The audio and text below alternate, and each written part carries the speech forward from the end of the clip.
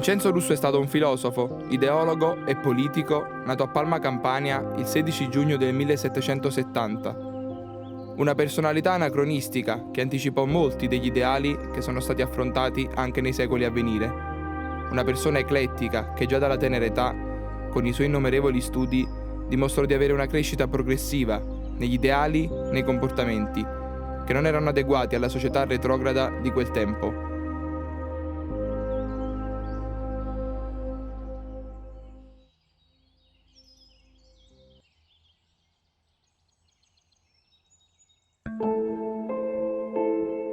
Nella Napoli di quel periodo, i cui abitanti iniziavano a provare insofferenze nei confronti del regno borbonico, Vincenzo Russo si avvicinò alle logge massoniche, antenati dei moderni partiti politici, in cui riuscì ad esporre i suoi pensieri relativi agli ideali della rivoluzione francese.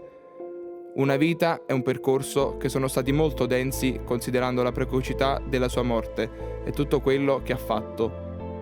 Costretto a scappare dopo la brutta piega che prese un'indagine in cui era coinvolto, relativa proprio alla sua partecipazione a una delle organizzazioni segrete, Vincenzo Russo si stabilì prima a Genova, poi a Milano e infine in Svizzera. Proprio in Svizzera iniziò a mettere a punto i suoi pensieri politici, che confluirono poi nella pubblicazione chiamata I pensieri politici, pubblicati a Roma nell'agosto del 1798.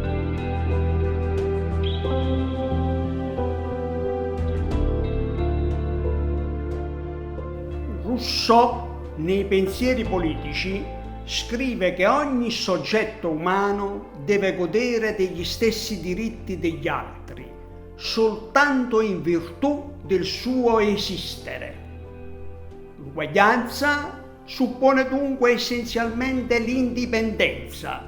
Se io, per conservare l'esistenza mia, ho bisogno di te, non sono più indipendente, né più tu uguale. Tu puoi fare senza di me, io senza di te non posso.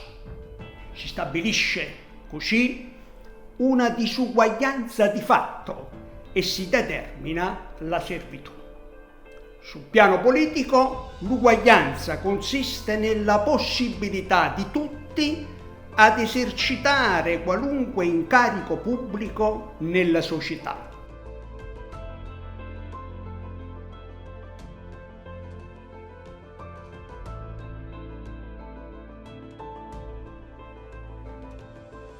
Vincenzo Russo nei pensieri politici ribadisce l'importanza dell'istruzione per tutti, come un fattore fondamentale per conquistare la libertà e l'uguaglianza. La libertà sociale deriva dalle regole che pongono su un piano di uguaglianza ogni singolo cittadino. La libertà dei cittadini parte dalla rimozione degli ostacoli che impediscono ad ognuno di accedere alle risorse che gli spettano, dall'istruzione alla sanità, dal lavoro alla casa. Tutto ciò significa garantire condizioni di pari opportunità nella corsa della vita, ma anche preoccuparsi di chi il traguardo stenta a raggiungerlo o non lo raggiungerà mai.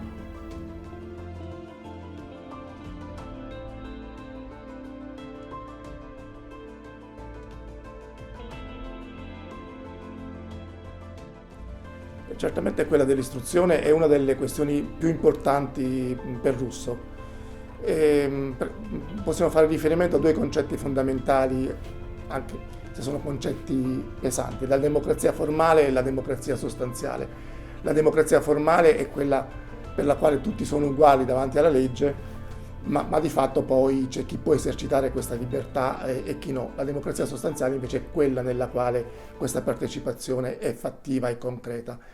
Una democrazia sostanziale è possibile soltanto se si hanno gli strumenti culturali per farlo. Per questo in questa concezione radicale di democrazia per Russo, l'istruzione è la leva sulla quale bisogna necessariamente fare forza per ottenere questo risultato. Pensiamo che uno studioso come Saitta ha dato come titolo ai pensieri politici, a una ristampa dei pensieri politici, il titolo La società degli agricoltori filosofi, lavoratori che pensano.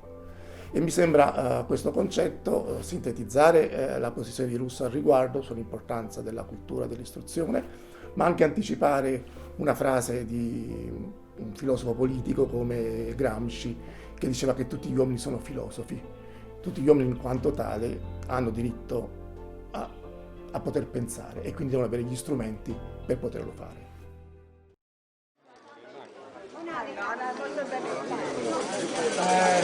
Marito bella gente, ho studiato qua, a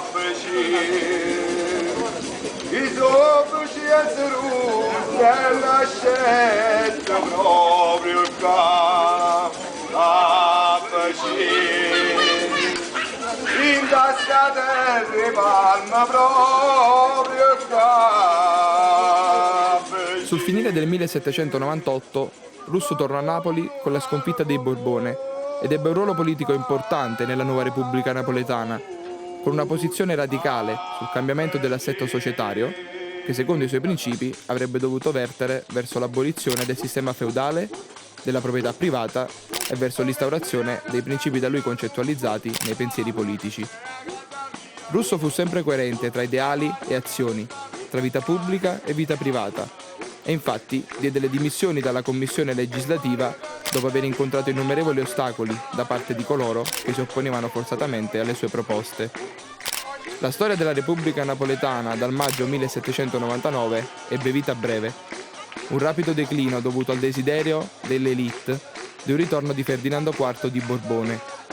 Un desiderio che si trasformò velocemente in una realtà con l'arrivo delle truppe borboniche e la sconfitta dei rivoluzionari, fra cui lo stesso Russo, che la notte del 14 giugno si batteva valorosamente insieme ai compagni, ma fu sconfitto e catturato dopo essersi nascosto quando le sorti erano già segnate. Vincenzo Russo fu processato e condannato a morte con la confisca dei beni, con molta probabilità il 18 settembre. 2 mesi dopo, la mattina del 19 novembre 1799, fu impiccato in piazza Mercato a Napoli. Aveva solo 29 anni.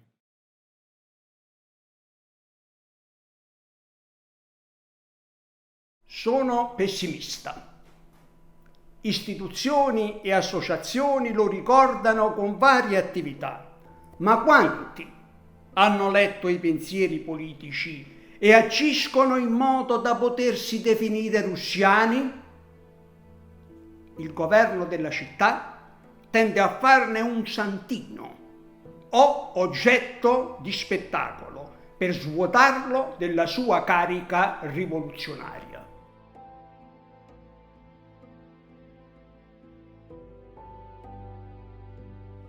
Ad imparare a vivere la democrazia e la libertà, che sebbene connaturate all'uomo vanno apprese, come da piccoli si apprende a parlare e a camminare, sentite nel profondo, rispettate e difese contro qualsiasi tentativo di annullamento e di sopraffazione.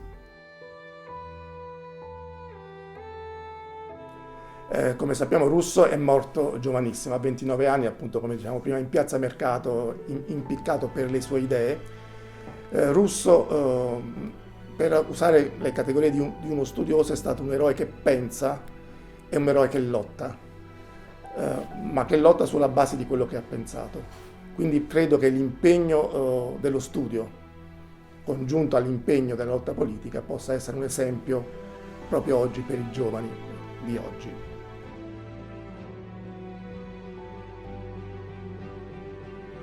Penso che sia più attuale che mai. Russo agisce, scrive agli albori della democrazia moderna e dice già allora che la democrazia va sempre difesa perché se non può comparire da un momento all'altro un abile giocoliere che prende in mano le redini del popolo, un demagogo, e quindi mi sembra sempre valida questa affermazione. Un altro punto che vorrei sottolineare di attualità è l'insistenza sulla giustizia sociale, sull'uguaglianza, intesa come redistribuzione della ricchezza tra tutti coloro che partecipano alla sua produzione.